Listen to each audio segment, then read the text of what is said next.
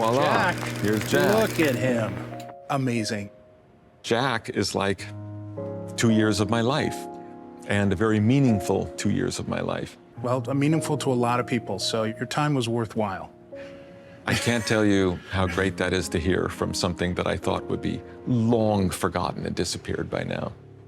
So this puppet was restored, right? Well, when I first got him, he was in good shape, but about every 2 to 3 years, he's got to go through a restoration. They're built of materials that begin to decompose. Yes. And I remember one year coming and looking at Jack and realizing there was a little puddle of red plastic. He's melting. So yes, his hat was melting, wasn't it? Yeah, and I'm just like, little by little, we're gonna keep you going here, Jack, don't worry. The hands have always been a problem.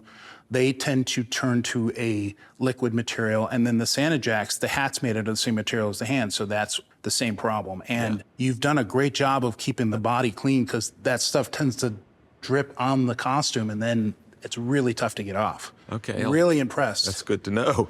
This is so cool. I'm hanging out with Jack and Jack.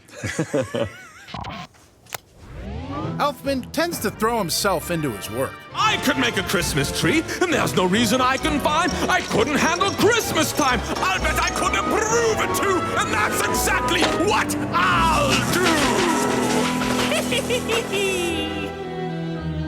It seems as though Jack was more than just a character to you. Oh, he was, but let me be completely clear about it. He's totally Tim Burton's creation.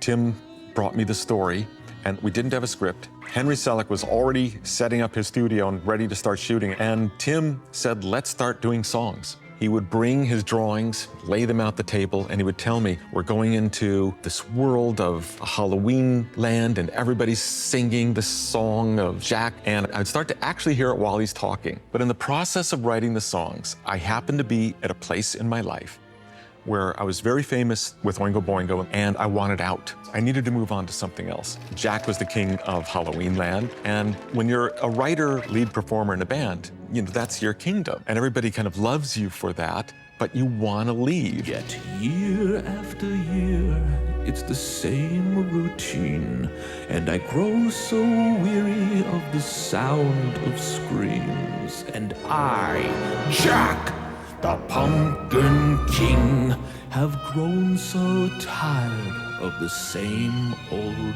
thing. When you're singing Jack, is Jack Danny, or is Jack something different? Something I don't more? know. That's a good question, because singing in Oingo Boingo definitely was a different kind of singing. Right. And Jack, I knew, was going always from low to high to low.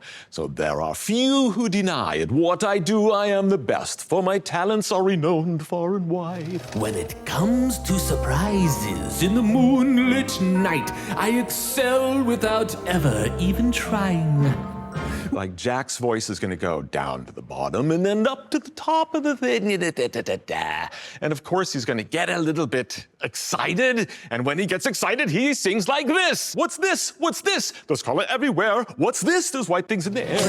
What's this? I can't believe my eyes. I must be dreaming. Wake up, Jack. This isn't fair. What's this? Thank you, sir.